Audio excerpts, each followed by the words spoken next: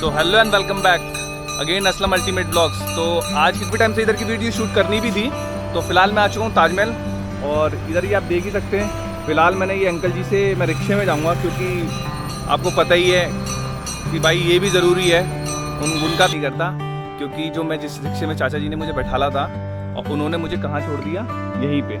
अभी ताजमहल यहाँ से करीबन मैं आपको बताऊँ कम से कम 1.5 किलोमीटर दूर है, बट होता ऑलमोस्ट आया हूँ उस साइड से। जो मैं आया हूँ उस साइड से आया हूँ, ईस्ट गेट से आया हूँ। और फिलहाल मैं इतनी दूर चल के इसलिए आया हूँ सिर्फ आपको दिखाने के लिए। और इसको जो आप देख रहे हैं ना, इस वाले स्टोन को, ब्लैक स्टोन को, जो कसौटी कहा जाता है हिंदी में, जिसको कहते हैं टॉनिक, इस कसौटी, इसे सोना जिसके पता करते हैं, ये वही स्टोन है।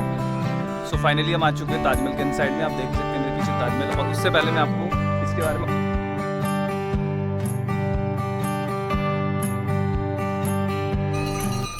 So hello and welcome back again Aslam ultimate blogs. तो आज के दिन की शुरुआत करते हैं कुछ नए से, क्योंकि काफ़ी टाइम से मैं सोच रहा था ताजमहल जाने की और मैं जा नहीं पा रहा था।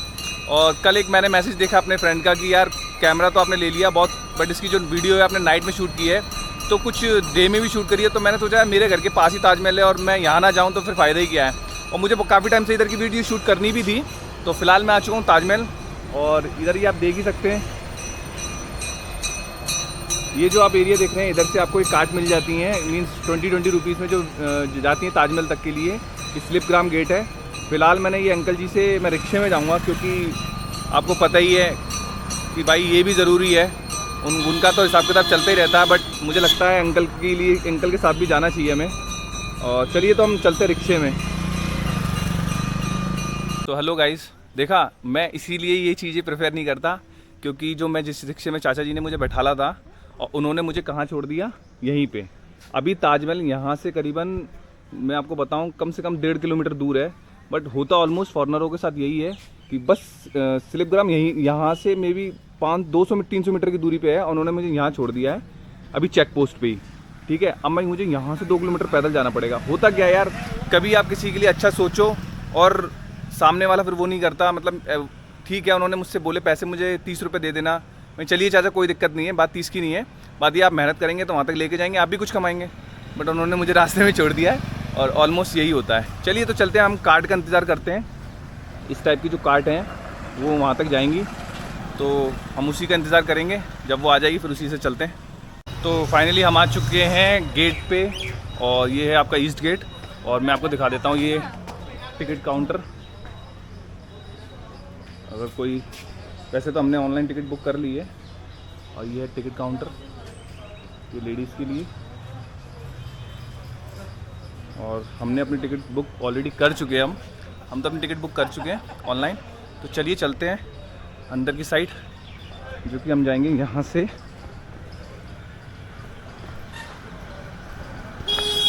सामने दिया हुआ ईस्ट गेट। तो चलिए चलते हैं, मिलते हैं फिर अंदर से। सो फाइनली हम आ चुके हैं एंट्री गेट पे, और ये है इसका एंट्री गेट। टिकट वैल्यू आप देख ही सकते हैं।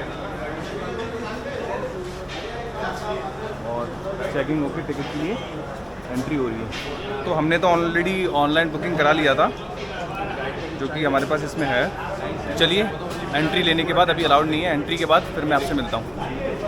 तो ये देख रहे हैं आप, ये हो रही है चेकिंग इनसाइड के लिए। चेकिंग, चलिए हम भी अपनी चेकिंग कराते हैं उसके बाद अंदर से।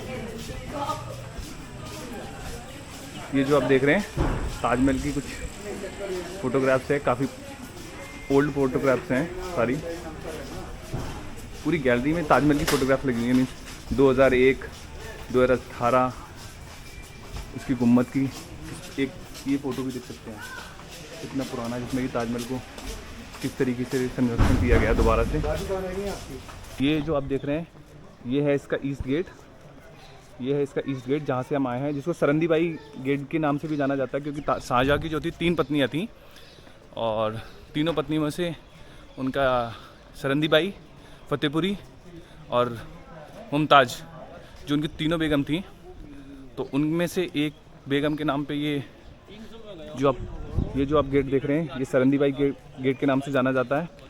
और इसकी खासियत ये है कि ये वीआईपी गेट है।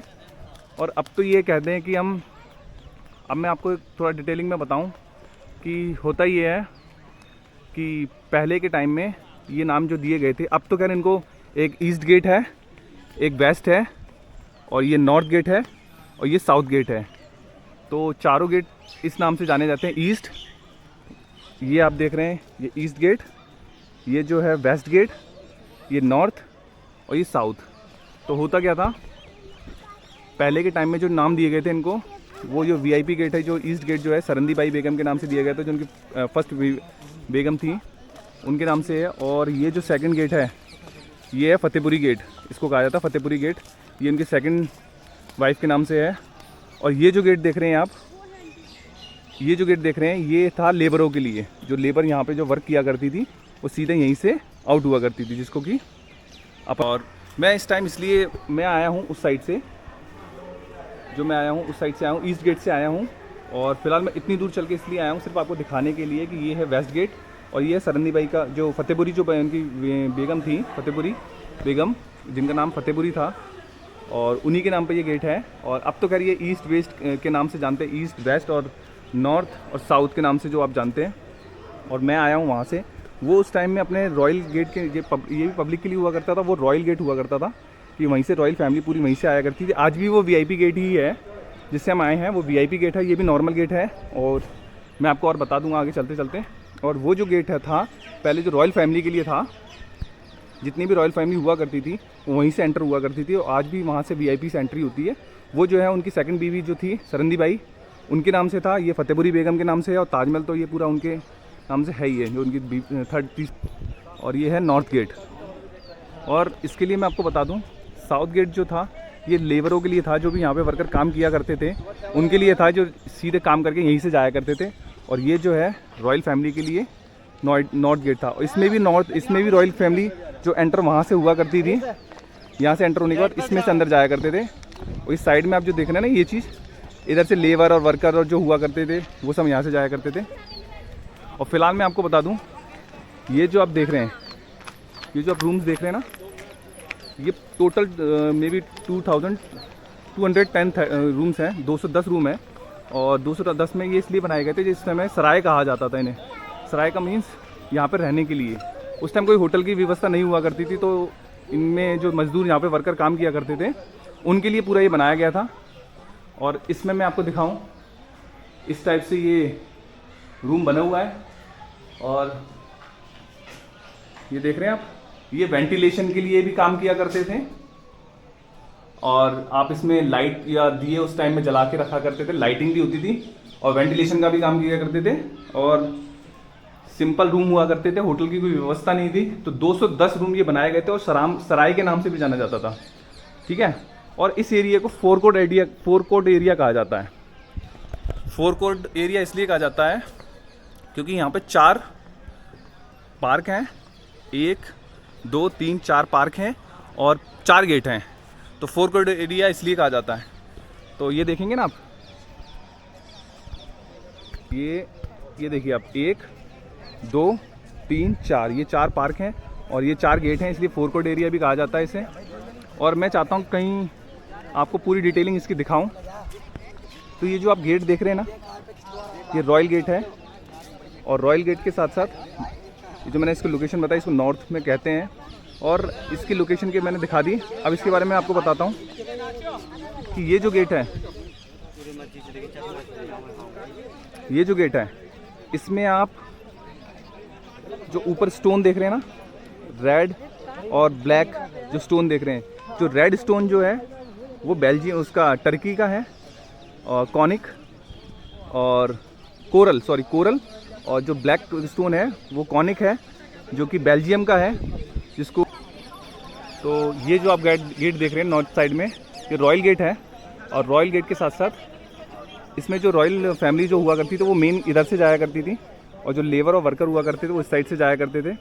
और मैंने आपको गुम्बद के बारे में बताई कि हर साल ताजमहल जब जैसे जैसे बनता गया, 1 साल 2 साल 3 साल 4 साल, इसी तरीके से 11 इस साइड है, 11 उस साइड है। तो ताजमहल 22 साल में बनकर तैयार हुआ था। और एक चीज़ मैं आपको बताऊं, ताजमहल जो है इधर से आप देखेंगे सामने, इधर से ये इसमें ताजमहल इधर से दिख रहा है। तो मीन्स ताजमहल टू पार्टीशन में बना हुआ है, 2 डिवाइडेशन में बना हुआ। और ये जो लाइन देख रहे हैं ना आप, ये जो लाइन जा रही है सीधे ताजमहल को 2 भागों में डिवाइड करती है। और ये जो लाइन देख रहे हैं आप, ये सीधे जो जा रही है वो ताजमहल को 2 भागों में डिवाइड करती है, एक इस साइड और एक इस साइड। तो चलिए चलते हैं और मैं आपको और प्यास से दिखाता हूँ इसका वाइल्ड एंगल लेके। और ये जो आप देख रहे हैं ना, मैंने इसके बारे में आपको बताया कि जो कुरान की जो आयत लिखी हुई है अरबी में, ये सूरह फजर है। तो ये पूरी जो लिखी हुई है सूरह फजर लिखी हुई है। और मैंने आपको स्टोन के बारे में बताया ही है। और इसको जो आप देख रहे हैं ना, इस वाले स्टोन को, ब्लैक स्टोन को, जो कसौटी कहा जाता है हिंदी में, जिसको कहते हैं कॉनिक, इस कसौटी, इस पर सोना घिस के पता करते हैं, ये वही स्टोन है। और इसको लिखा गया है इस टाइप से कि नीचे से छोटा ऊपर से बड़ा करके, जिससे कि वर्टिकली आपको पूरा एक जैसा दिखाई दे। ये देख रहे हैं ना, ये कुरान की आयत है पूरी, सूरह फजर। तो ये पूरी एक जैसी दिखाई देगी आपको यहाँ से, ठीक है। और हम आए थे उस वाले गेट से, सामने ये लेबर गेट है। और जो फतेहपुरी गेट, ये इस टाइप में फतेहपुरी गेट हो गया, ये आपका सामने लेबर गेट हो गया। और हम आए थे वीआईपी गेट, जो रॉयल एंट्री होती थी पहले ईस्ट गेट से, और जो सरंदी बाई बेगम के नाम से है। तो चलिए चलते हैं। बट उससे पहले मैं आपको एक चीज़ और दिखा दूं कि ये जो आप ऊपर देख रहे हैं ना, ये डायमंड शेप में जो बना हुआ है, ये हैमर और चेसिस से बना हुआ है पूरा, मतलब हथौड़े और छैनी से बनाया गया है। और जो कोहिनूर हीरा था ना, उसकी सेम जो उसमें जो डिज़ाइन हुआ करती थी, सेम डिज़ाइन है ये देख रहे हैं ना आप, सेम डिज़ाइन है ये उसी की। मीन्स जो हीरे की जो बिल्कुल सेम आकृति जो हीरा हुआ करता था कोहिनूर, उसी की सेम बनेगी ये, ठीक है। तो चलिए हम चलते ताजमहल के अंदर।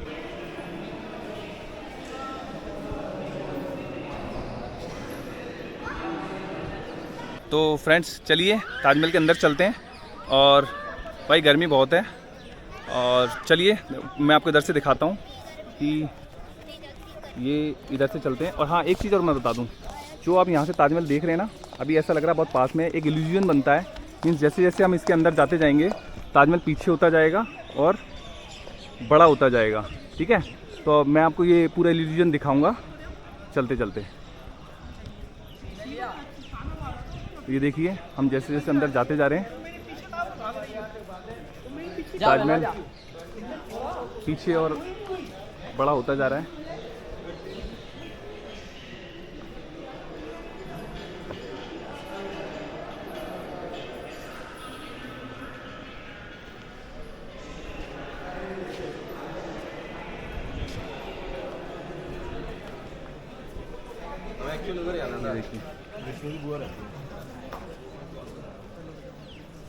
तो आपने ये देखा ना, अभी ऐसा लग रहा था ताजमहल हमारे पास में ही है, और कितनी दूर लग रहा है और कितना बड़ा हो गया।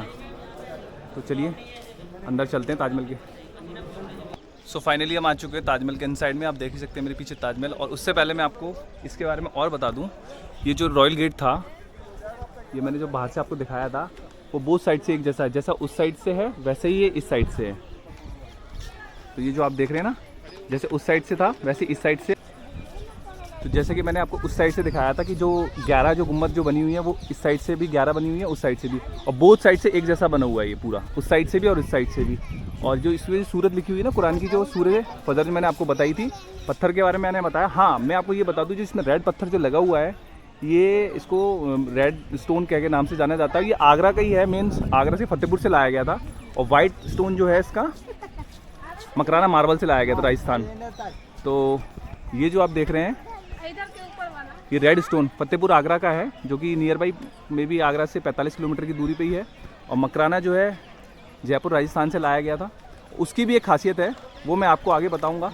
तो चलिए इस साइड हम चलते हैं ताजमहल की तरफ। उससे पहले मैं एक चीज़ और बता दूं आपको कि ये जो आप देख रहे हैं ना, मेरे पीछे ये कोर्ट जो देख रहे हैं आप, जो ग्राउंड जो देख रहे हैं, इसमें भी एक मीन्स जो हिस्टोरिकल एक वो जो बात है वो मैं बता दूं आपको। ये जो टोटल गार्डन जो आप देख रहे हैं ना, ये आपको इस साइड 8 गार्डन इस साइड हैं और 8 गार्डन इस साइड है, मीन्स 8 8 16 हो गए। और फाउंटेन जो देख रहे हैं ना आप, ये 53 फाउंटेन्स हैं, मीन्स 1653 में ये बन के तैयार हुआ था ताजमहल, उसी के। और एक चीज़ मैं बता दूं आपको कि ताजमहल जो है मंथ में एक बार फुल मून लाइट जो होती है, फुल मून लाइट होती है, उसमें एक बार ओपन होता है, जिसके कि पर टिकट पर पर्सन 510 रुपये में, मीन्स 510 रुपीज़ है। और वो सिर्फ आपको मीन्स 30 मिनट्स के लिए लाया जाता है। पर ग्रुप होता है उसमें, जो कि ग्रुप में पर ग्रुप में 40 to 50 लोग होते हैं। और जो गेट है, मैंने आपको फतेहपुरी गेट जो दिखाया, वहाँ से यहाँ लाया जाता है, इस गेट पे, इस रॉयल गेट पे लाया जाता है। यहीं से ताजमहल दिखाया जाता है और यहीं से फिर बैक हो जाते हैं। आने में 7 मिनट, जाने में 7 मिनट, 15 मिनट आपके ऐसे गए और 15 मिनट यहीं से पूरे एक गाइड जो आएगा, एक गाइड पूरे ग्रुप को मीन्स 40 to 50 लोगों को यहीं से ताजमहल पूरा विजिट कराएगा मूनलाइट की। और मूनलाइट की खासियत ये है, ताजमहल में जो मकराना लगा है मीन्स वो बहुत ट्रांसपेरेंसी वाला वो है मकराना, तो उसमें जो लाइट जो जाती है वो मीन्स थोड़ी सी शाइन मारता है उससे, ट्रांसपेरेंसी की वजह से, और लाइट मारता है तो वो चमकता है। और जो स्टोन्स जो उसमें लगे हुए हैं वो आपको पता ही है, बहुत बेशकीमती स्टोन्स हैं आज भी, तो वो और अपना एक लाइट देते हैं, उसकी वजह से और खूबसूरत लगता है। तो उसका टिकट मैंने आपको बता ही दिया कितना लगता है। तो चलिए फिर आगे की साइड चलते हैं और मैं आपको डिटेलिंग बताता जाऊंगा। सो गाइस, मैंने जिस तरह आपको बताया तो मैं थोड़ी डिटेलिंग और दे दूं आपको कि ताजमहल जो बनना स्टार्ट हुआ था 1631 में हुआ था, और 1631 से लेकर के 1653 तक ही बना, 22 साल में बना, जिससे कि मैंने आपको पिछली वीडियो में बताया भी था। और 22 साल बनने में लगे। और ये क्यों बनाया गया था, शाहजहाँ की जो थी तीन पत्नियाँ थीं, जिसमें कि पहली सरंदी बाई, दूसरी फतेहपुरी, तीसरी मुमताज़। उन दोनों जो पहली जो बीवियाँ दोनों थी उनसे कोई बच्चे औलाद नहीं हुए, तो इसलिए उन्होंने मुमताज़ से शादी की थी। मुमताज़ से उन्हें मिले 14 बच्चे। 14 में से जो कि 7 बच्चे जो थे नवजात थे, और 7 बच्चे जो उनके दुनिया में रहे, जिसमें कि 4 पुत्र और 3 पुत्रियाँ थीं। उनके बारे में मैं आपको आगे बताऊँगा। बट हुआ इंसिडेंट्स ये हुआ था कि बुरहानपुर यहाँ से करीबन जो है 787 किलोमीटर दूर है। एमपी और महाराष्ट्र के बीच में जो एक जगह पड़ती है बुरहानपुर, वहाँ पे युद्ध हो रहा था। तो शाहजहाँ की जो तीसरी पत्नी थी मुमताज़, वो उनको बहुत प्रिय थी और सलाहकार भी थी उनकी। तो जहाँ भी जाया करते थे वो, तो उनको लेके ही जाया करते थे। तो उनके जब वो जिस टाइम वो युद्ध पे जा रहे थे, वो प्रेग्नेंट थी, 14वें बच्चे को जन्म देने जा रही थी अपने, तो उनके साथ लेके गए थे वो। तो वो रास्ते में उनकी तबीयत ख़राब हुई और उनकी प्रॉमिस लिया था शाहजहाँ से कि मैं आपसे 2 प्रॉमिस चाहती हूँ, मेरी मौत के बाद आप एक तो शादी नहीं करेंगे, दूसरा मेरी याद में एक ऐसी इमारत बनवाएंगे जो दुनिया देखे। तो ये वही एक निशानी है जो कि जिसको कि हम कहते हैं आज ताजमहल। सो आपको मैं इसके बारे में थोड़ा और बताऊं कि ताजमहल की जो हाइट है वो है 73 मीटर्स की, यानी 240 फीट की, ठीक है। और जो आप मीनार देख रहे हैं ना इनकी, ये 40 मीटर की हैं, 40 मीटर की जो दोनों मीनार हैं। और जो आप चांद देख रहे हैं ना, ऊपर छोटा सा जो चांद दिख रहा है, इसमें एक चांद दिख रहा होगा, जो बुर्जी जो बनी है उसके ऊपर भी एक चांद है। वो चांद की ही हाइट जो है ना पूरी इस तरीके से जो बना हुआ है, वही चांद है 5 फीट का। और पूरी जो बुर्जी जो बनी हुई है वो 30.5 फुट की है पूरी। क्योंकि आप इससे अंदाज़ा लगा सकते हैं कि वहाँ पे जो लोग हैं वो छोटे छोटे से दिख रहे हैं, उससे आप अंदाज़ा लगा सकते हैं कि वो उसकी बुर्जी की कितनी हाइट होगी, ठीक है। और एक चीज़ मैं आपको और बता दूं कि ताजमहल को बनाने में जो लगे थे वो 20,000 मज़दूरों का लगे थे, और जिसमें कि 6,000 अपने आउट ऑफ इंडिया से थे, और बाकी टोटल जो तो यहीं के थे जो कि सराय में रहा करते थे, मैंने आपको वो बताया ही। और तो जैसे कि आप वो देख रहे हैं, वो बिल्डिंग वो है गेस्ट हाउस, जो उस टाइम गेस्टों के लिए था। और ये है मस्जिद, जो रॉयल मस्जिद है वो है। और फ्राइडे के दिन ऑलमोस्ट ताजमहल बंद रहता है, कि जो यहाँ के लोकल लोग हैं वो यहाँ पे नमाज़ पढ़ने आते हैं। और वो है गेस्ट रूम। तो ये जो आप देख रहे हैं ये गेस्ट है जो यहाँ पे आया करते थे, मुग़ल के गेस्ट लोग जो आया करते थे वही, क्योंकि एक मकबरा है तो इबादत के लिए आया करते थे, वो वहीं रहा करते थे, वहीं से पूरी इबादत किया करते थे। और जो ऊपर आप देख रहे हैं वो है, उसमें जो कवर है, रेप्लिका कवर है, उसके नीचे जो इनसाइड में वो ओरिजिनल कवर है। तो चलिए मैं आपको पहले मस्जिद भी तो फाइनली हम आ चुके हैं ताजमहल पे। और इस साइड से जो लाइन जो जा रही है, हमने लिया है टिकट, भाई सीरियस बता, हमने लिया है 50 रुपीज़ का टिकट, क्योंकि हमें नहीं देखना, क्योंकि जो सेम यहाँ से दिख रहा है वो वहीं से दिख रहा है। और हमें जो हम क्यों जाएँ ऊपर, जो कि रेप्लिका कवर है उसको देखने के लिए, और जो कि ओरिजिनल कवर जो है उसके नीचे है, साल में एक बार ओपन होती है, और दोनों ही कवर ओपन होती हैं, और फ्री ऑफ कॉस्ट आप नीचे जा सकते हैं। उस टाइम ताजमहल भी फ्री होता है। तो इस साइड से अगर जाएंगे तो आप ऊपर के लिए जा सकते हैं। फ़िलहाल हम यहीं हैं और यहीं से शूट करेंगे। मैं आपको दिखा दूं मस्जिद, ये है मस्जिद जिसमें कि हर फ्राइडे की फ्राइडे नमाज होती है। और ये देख रहे हैं आप मस्जिद,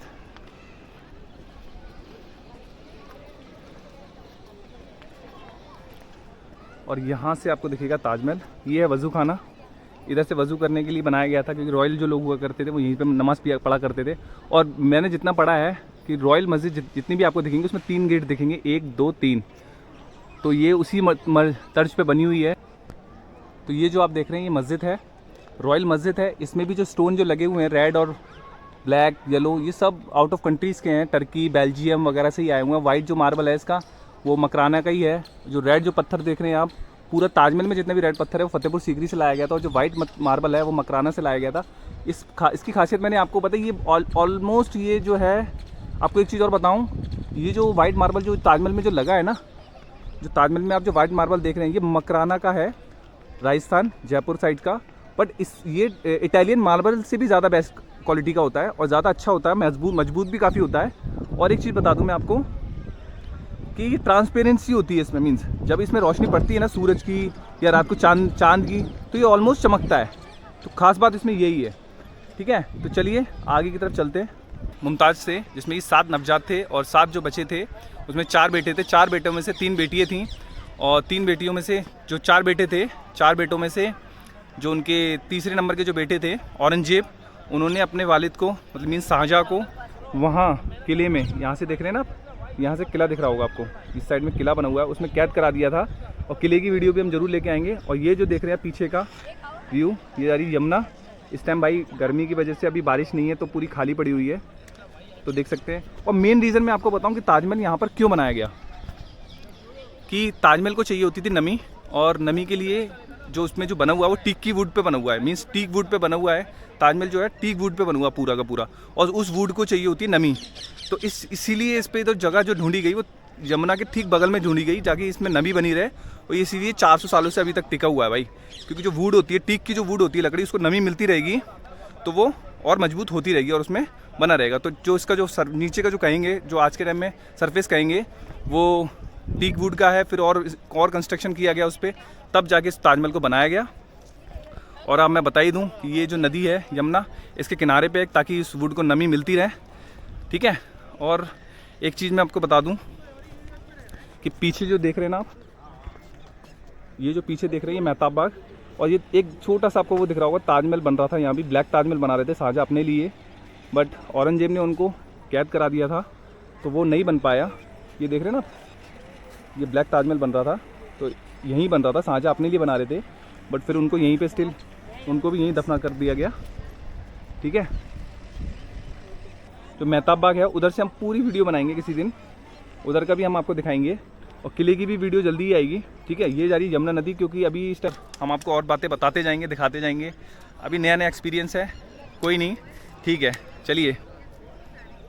अब एक चीज़ और मैं बताऊं, 1526 में जब बाबर यहाँ पर इंडिया में आए थे तो ज़्यादा कुछ नहीं था, और उन्होंने इब्राहिम लोदी से युद्ध किया। इब्राहिम लोदी जो कि उस टाइम हिंदुस्तान पे राज करता था, तो उन्होंने, जो आपने सुना ही होगा, पानीपत का युद्ध हुआ, 1526 में पानीपत का युद्ध हुआ इब्राहिम लोदी और बाबर के बीच में।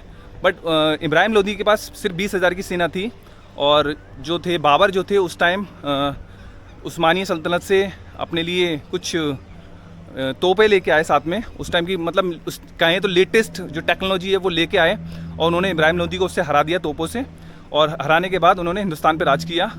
बाबर की मीन्स 1526 में यहाँ आए, और बाबर सन 1530 में उनकी मृत्यु हो गई, डेथ हो गई थी। तो उनकी भी एक वसीयत थी बाबर की भी, कि मैं जब मर जाऊँ तो मुझे भी यहाँ इंडिया के बजाय, मैं जहाँ से आया हूँ काबुल, वहीं मुझे दफन किया जाए। तो इसी वसीयत पे उनकी जो आज जो कब्र बनी हुई है वो काबुल में ही है। और वो दिल्ली इसीलिए आए कि जब उनके जो पिता थे, बाबर के जो पिता थे, वो काबुल में एक गवर्नर के कार्य पे पद पे थे, तो उनकी मृत्यु हुई। काफ़ी कम उम्र में उन्होंने गद्दी को संभाला, बाबर ने 13-14 साल की उम्र में उन्होंने संभाला। वो भी जो कहते हैं मंगोलिया के वंशजों में से ही हैं। बाबर जो थे मंगोलियों के में से ही थे, तो भाई चुप कैसे रह सकते हैं, मंगोलियों में से थे तो चुप कैसे रह सकते हैं। तो उन्होंने फिर सोचा कि नहीं, कुछ नहीं, तो हम दिल्ली चलते हैं और हिंदुस्तान पे अपना वर्चस्व लहराएंगे। तो वो यहाँ चले आए और युद्ध किया, पानीपत का युद्ध हुआ, 20,000 सैनिक जो थे उनके मारे गए और इब्राहिम लोदी के। तो चलिए, और उसके बाद जो है हुमायूं, बाबर के बाद हुमायूं के बाद अकबर, अकबर के बाद जहांगीर के बाद आपके शाहजहाँ के बाद आपके जो थे औरंगजेब के बाद आपके लास्ट जो रहे बिल्कुल बहादुर शाह जफ़र सेकंड। उसके बाद मुग़ल काल आज पूरा ख़त्म हो चुका ही है। तो उसके बाद ये तो बात की बात है, बहुत डीपली बात है, मैं इसके बारे में फिर किसी दिन फुल वीडियो बनाऊंगा। बट जो फ़िलहाल हम आए ताजमहल पे, तो ताजमहल की बात करेंगे। हाँ, एक चीज़ मैं और आपको बताऊं, तो एक चीज़ मैं आपको और बताना चाहूँगा कि शाहजहाँ जो कहा जाते हैं, शाहजहाँ अपने टाइम में उन्होंने पूरे हिंदुस्तान में इतनी मुग़ल प्रॉपर्टीज़ को डेवलप किया और कोहिनूर हीरा काफ़ी कुछ। तो दोस्तों मैं आपको बताऊं कि जिस तरीके से मुग़ल काल में रहे अपना जो स्टार्ट में बाबर आए, बाबर के बाद हुमायूं आए, हुमायूं के बाद अकबर आए, अकबर के बाद जहांगीर आए, जहांगीर के बाद जो शाहजहाँ आए। तो कहा जाता ये है कि शाहजहाँ ने जिस तरीके से अपनी इसको डेवलप किया, पूरा हिंदुस्तान को पूरा एक नया पहचान दी, कैसे ताजमहल दिया, फतेहपुर दिया, काफ़ी सारे मॉन्यूमेंट जो हिंदुस्तान में जगह जगह पे दिए। और आज आप देख सकते हैं भाई हिंदुस्तान के अंदर कितना कुछ जो मुग़लों के द्वारा बनाया गया था, हिस्टोरिकली कह रहा हूँ मैं अपना पर्सनली किसी। और ताजमहल के ये है ताजमहल, और इसके ठीक सामने है ये गेस्ट हाउस जो मैं आपको दिखा रहा हूँ। ये गेस्ट हाउस है, वो मस्जिद थी, ये गेस्ट हाउस है। ये भी देख सकते हैं आप, इधर रहने के लिए हुआ करता था। रहने का क्या था, मीन्स अगर कोई भी लोग आया करते थे, जब कुरान शरीफ वगैरह पढ़नी हुआ करती थी, तो वो यहीं बैठ के पढ़ा करते थे। तो ये देख सकते हैं आप, ठीक है। तो दोस्तों मैं एक चीज़ आपको और बता दूं, जो ताजमहल की जो मीनार के ऊपर जो सूरी जो लगी हुई है ना, उसका सेम एक आर्टिकल मीन्स एक जो मैप बनाया हुआ है, ये बना हुआ है पूरा सेम, उसी की लेंथ वगैरह सब हाइट वगैरह सेम उसी की है। ये आप देख सकते हैं।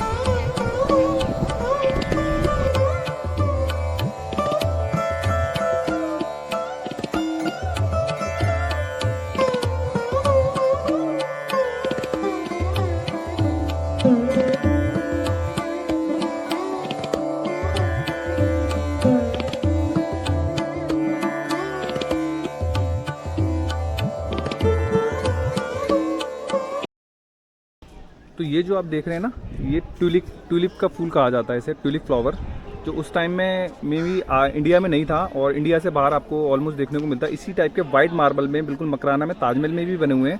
तो इन साइड में वो भी मैं आपको दिखाने की कोशिश करूँगा अगर मुझे यहाँ दिख गए। वैसे तो वो ऊपर ही साइड बने हुए हैं। ये ट्यूलिप का फूल है, बट ये सिंगल पीस में बना होता है और ये हैमर और पूरा चेसिस से बना हुआ है, मतलब हथौड़ी छेनी से बना हुआ है पूरा। तो आपको इसी टाइप का पूरा ताजमहल में देखने को मिलेगा ट्यूलिप का फूल, जो कि आज जो हमारे इंडिया में कश्मीर में होता है, पहले नहीं होता था बट अब कश्मीर में होने लगा ट्यूलिप का फूल। और मैंने जो आपको स्टोन के बारे में बताया था, ये जो स्टोन है सारे वहीं के हैं, आउट ऑफ कंट्री के। तो फिलहाल चलिए और आगे की तरफ चलते हैं।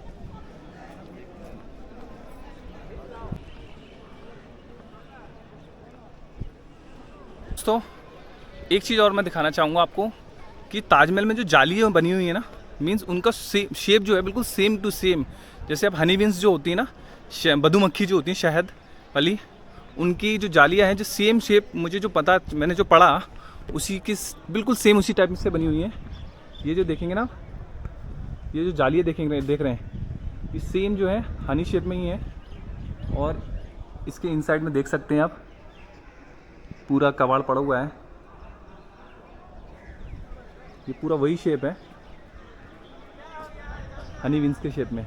और ये डोर सारे क्लोज हो रखे हैं भाई, ये नीचे की जितनी भी डोर्स हैं सारी क्लोज हो रखे हैं। और ये एक वेंटिलेशन का भी काम करती है, मीन्स इधर से जब हवा अंदर जाती है और उधर से मीन्स कुछ दिक्कत भी नहीं होगी ताजमहल को। तो मैं आपको बता दूं, ये जो आप फर्श देख रहे हैं, ये फर्श की भी एक जो है एक अलग ही क्वालिटी होती है। मीन्स इसका जो आकार जो है ना, ये एक चमेली के फूल के मीन्स जो कहते हैं फूल के आकार में। तो मुझे कमेंट में बताइएगा कौन सी फूल के आकार में बना हुआ है ये। तो दोस्तों मैंने आपको बहुत कुछ बताया वीडियो में, और भी डिटेलिंग बताता रहूँगा। और मैं एक भी चीज़ और इम्पोर्टेंट बता दूँ, ताजमहल को जो उस टाइम में जब ताजमहल बना था 1653 में जब ताजमहल बना था, तो इसको बनाने में मे बी 3 करोड़ 20 लाख रुपए का खर्चा आया था उस टाइम में। तो अभी मैं आपको ये बता रहा था। और इसके साथ साथ में जो ये मार्बल की क्वालिटी है ना, ये इटालियन मार्बल से भी ज़्यादा अच्छी क्वालिटी होती है। मीन्स इंडिया का जो मकराना मार्बल है, ये इटालियन मार्बल से भी ज़्यादा अच्छा क्वालिटी का है। तो ठीक है, चलिए चलते हैं। और ये जो देख रहे हैं पूरा व्यू, और वीडियो की मैं आपको ये बता दूं, मैं नेक्स्ट टाइम जब भी मैं जाऊंगा तो मैं उधर की वीडियो ज़रूर बनाऊंगा, पूरा मेहताबा का आपको ज़रूर दिखाऊंगा। और वो है सामने किला, वो जो देख सकते हैं आप, वो है किला। और ये सारे ताले लगे हुए हैं भाई रूम्स में, देख ही सकते हैं आप। ठीक है, तो चलिए आगे की तरफ चलते हैं। दोस्तों मैंने आपको पूरी वीडियो डिटेलिंग दे दी है, और प्लीज़ भाइयों वीडियो को लाइक करिए, शेयर करिए, कमेंट्स करिए, और बने रहिए नेक्स्ट वीडियो के लिए, क्योंकि नेक्स्ट वीडियो में ऐसी अच्छी वीडियो लाते ही रहूँगा।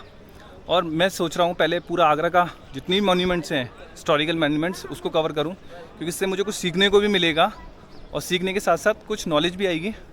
तो फिलहाल हम थे ताजमहल पे, और मिलते हैं नेक्स्ट वीडियो में। और इस वीडियो को लाइक करिए, शेयर करिए, कमेंट्स करिए। तो फाइनली दोस्तों आज हम आए थे ताजमहल पे, और हमने ताजमहल की पूरी वीडियो मैंने आपको पूरी डिटेलिंग दिखाई है। और मैं आपसे रिक्वेस्ट करूंगा कि कमेंट्स करिए, लाइक करिए, शेयर करिए, भाई मेरे चैनल को सब्सक्राइब जरूर करिए। और मैं ऐसी अच्छी वीडियो लाता रहूँगा। और ये मैंने इसीलिए यहाँ से बनाया कि शुरुआत मैंने आगरा। तो दोस्तों मैं आपको एक चीज़ और बता दूँ, जिस तरह आपने सुना ही होगा मुमताज़ का जो इंतकाल जो हुआ था बुरहानपुर में हुआ था, जो कि यहाँ से करीबन 787 किलोमीटर दूर है। बट वहाँ उनको 6 महीने रखा गया, और 6 महीने रखने के बाद, क्योंकि इस्लाम में ये होता है कि कोई भी जो मरता है उसको 24 घंटे के अंदर दफन करना होता है। तो उधर 24 घंटे में दफन करने के बाद 6 महीने उनको बुरहानपुर में रखा गया।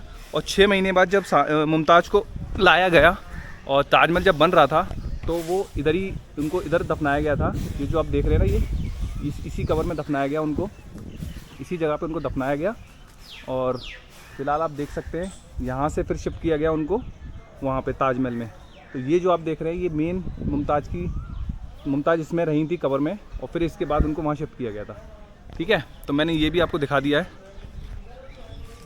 तो दोस्तों गर्मी बहुत ज़्यादा तेज़ है भाई, और इस टाइम तो ताजमहल में ऐसा लग रहा है कि आग बरस रही है, मेरी हालत ख़राब हो रखी है। और मैंने आपको मुमताज़ की कबर भी दिखा दी, जहाँ पर उनको बुरहानपुर से लाने के बाद रखा गया था। और लोन आप देख ही सकते हैं भाई, बहुत प्यारा लोन है। और ऐसे पेड़ हैं कि जो मैंने, बहुत टफ़ है यहाँ की, बहुत स्ट्रिक्ट टफ सिक्योरिटी है, पानी का पूरा इंतज़ाम है गर्मी के लिए। तो फुल वीडियो में मैंने आपको दिखा दिया पूरा ताजमहल किस तरीके से था।